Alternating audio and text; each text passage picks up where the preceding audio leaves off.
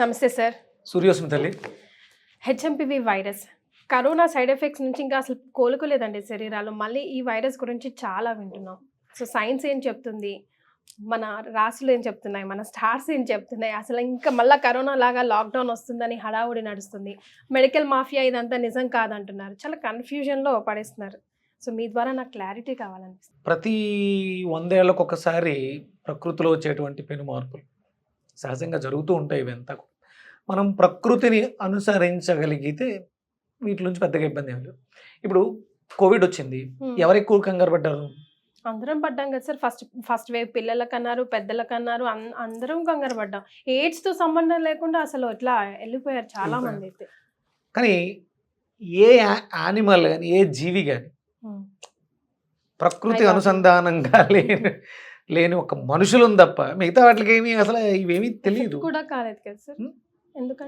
ఎందుకంటారంటే అవి ప్రకృతి సహజంగా జీవించే, ప్రకృతికి అనుసంధానంగా జీవించే.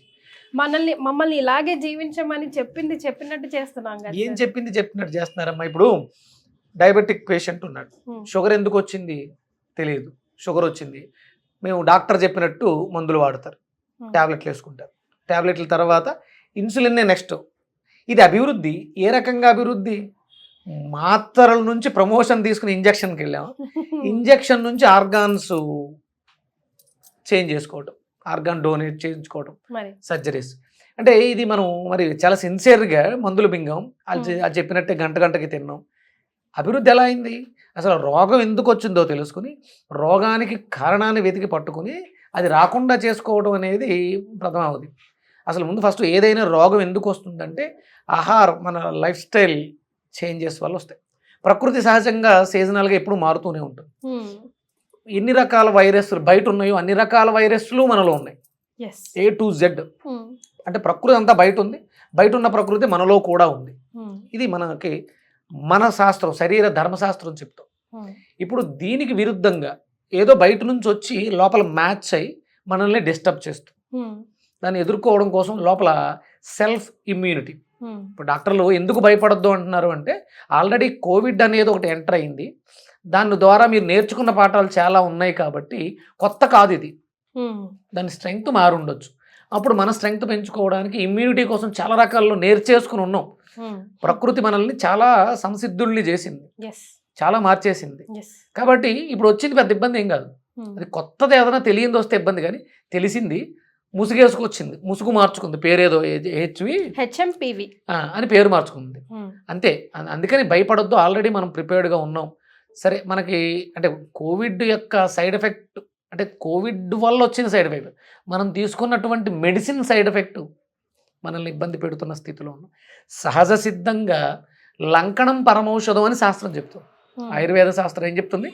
లంకణమే పరమౌషధం. ఏమి తినకుండా ఉండడం అంటే ఏ జంతువు అయినా ఒంట్లో బాగోకపోతే తిండి మానేస్తుంది, ఫస్ట్ నోరుని కట్టేస్తుంది. నోరుని కట్టేస్తే ఇప్పుడు బ్యాక్టీరియాలు, వైరస్లు ఎలా వెళ్తున్నాయి లోపలికి? ముక్కు ద్వారా, నోటి ద్వారా. అంతే. ఏ ప్రధానమైనటువంటి అవి ఎక్కువ జనసందోహం ఉన్నటువంటి ప్రాంతాల్లో తిరగకుండా, అంటే అలాంటి గాలులు మనం పీల్చకుండా, ఎవరు పెడితే అక్కడ, ఎక్కడ పెడితే అక్కడ తినకుండా ఉంటే పోయిందిగా. ఇంట్లో శుభ్రంగా భార్య చేతి వంటో, అమ్మ చేతి వంటో తింటూ పిల్లల్ని జాగ్రత్తగా చూసుకుంటే సరిపోతుంది కదా. అందుకని అప్పుడు భయపడక్కర్లేదు. ఇక నా ఇష్టం వచ్చినట్టు నేను తింటాను, నేను దేనికి భయపడను అని మూర్ఖత్వంగా వెళ్ళిన వాళ్ళు పోయారు. అజాగ్రత్తగా, తెలిసి తెలియక అజాగ్రత్తగా ఉన్నవాళ్ళు పోయారు.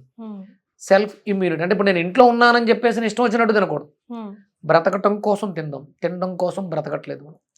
లంకణం పరమౌషధం అంటే నీ శరీరంలో సెల్ఫ్ ఇమ్యూనిటీ, వ్యాధి నిరోధక శక్తి ఇంప్రూవ్ అవ్వాలంటే 1 వంతు తినాలి, 3 వంతులు ఖాళీగా ఉండాలి. అక్కడ తినేదాన్ని ప్రతిదీ కాలిక్యులేటెడ్గా.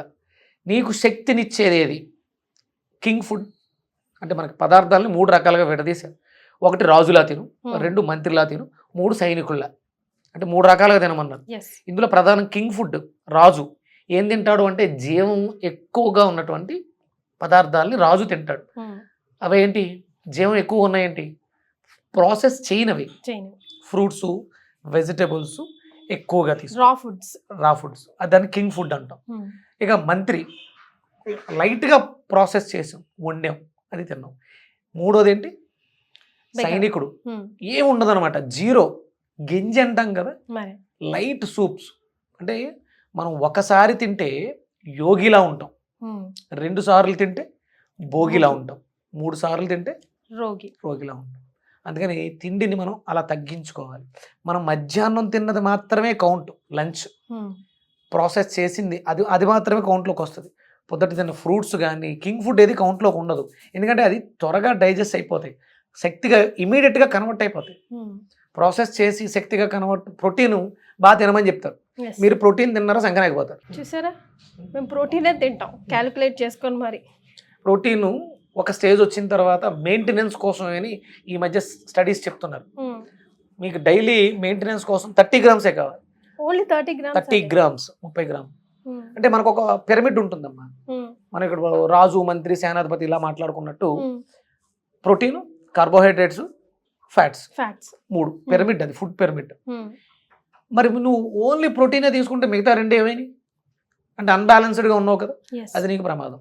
మన శరీరంలో అంటే మనం కార్బోహైడ్రేట్స్, ఇది ఎవరికైనానండి మన ఇండియన్ ఎన్విరాన్మెంట్కి తగ్గట్ట, అది అక్కడ ఉన్నటువంటి ప్రాంతాలకు అనుసంధానంగా మారుతూ ఉంటుంది. పదార్థాలు మారుతాయి. ఈ ఫుడ్ పిరమిడ్ అనేది ఎక్కడైనా ఒకటే ఉంటుంది, ట్రయాంగిల్. వాతం, పిత్తం, కఫం, కెటబాలిజం, మెటబాలిజం, ఎనబాలిజం, ఇది ఎక్కడికెళ్ళినా ఇదే ఉంటుంది. కాకపోతే ఆ ప్రాంతాలలో ఆ ప్రకృతి సహజంగా పండే పదార్థాలను తీసుకోవాలి. ఇప్పుడు భారతదేశాన్ని అనుసరించి ఇక్కడ ప్రాంతంలో హైదరాబాదులో గోధుమలు పండవు అని చెప్పేసి ఇక్కడ మనం ఇప్పుడు ఏం చేస్తున్నాం, చపాతీలు ఎక్కువ తింటున్నాం. మనకు పండదు కాబట్టి అది మనకు ఎక్కువ అరగదు, మనం తినకూడదు. అకేషనల్ నార్త్ ఇండియా అంతా గోధుమలు బాగా పండుతాయి, రైస్ తక్కువ. వాళ్ళు అకేషనల్గా రైస్ తినాలి, రెగ్యులర్గా రైస్ తింటే అటు వాళ్ళు చపాతీలు తింటే షుగర్ తగ్గుతుంది అనుకుంటే నార్త్ ఇండియాలో షుగర్ ఉండకూడదు. అంటే మనం ఏది కూడా ప్రకృతి విరుద్ధంగా తినకూడని పదార్థాలు అతిగా తినేయడం వల్ల ఇబ్బంది పడుతున్నాం. అలాంటి వాళ్ళు డెఫినెట్గా పోతారు. అంటే రోజులు బాగాలేదు, ప్రకృతిలో చాలా అంటే ప్రకృతిని పాడు చేసాం కాబట్టి ఇబ్బంది పడుతున్నాం మనమే. WHO అనౌన్స్ చేసింది 2025, 26, 27 ఇలాంటి వైరస్లు అవి కాదు, జెన్యున్గా మనం లైఫ్ స్టైల్ వల్ల క్యాన్సర్స్ ఎక్కువ బయటకు వస్తాయి, కిడ్నీ ఫెయిల్యూర్స్ ఎక్కువ ఉంటాయి. ఇవన్నీ చాలా క్రూషియల్ టైమ్స్. అలాగే ఆస్ట్రాలజీ ప్రకారం, జ్యోతిష్ శాస్త్రాన్ని అనుసరించి గణించిన లెక్కల ప్రకారం 2025, 26, 27, 28 చాలా క్రూషియల్. బ్రతికిన వాడు 2030 అద్భుతమైనటువంటి భారతదేశాన్ని చూస్తాడు. ఉండాలి, చూడాలి, అనుకోవాలి. ఎందుకంటే ప్రపంచ దేశాలు ఇప్పటికే చాలా వరకు డ్యామేజ్ జరుగుతుంది. ఉన్నతమైన స్థితికి నెంబర్ 1 స్టేజ్కి భారతదేశం వెళ్తుంది. 2030కి భారతదేశం అన్ని రకాలుగాను నెంబర్ 1 స్థితికి వెళ్తుంది. మనకు ఉన్నటువంటి కాలిక్యులేషన్స్ లెక్క ప్రకారం అందరూ గణాంకాలు లెక్కేసే చెప్తున్నారు.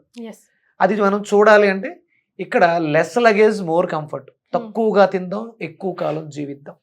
లివింగర్ live longer, light food, easy digestible food.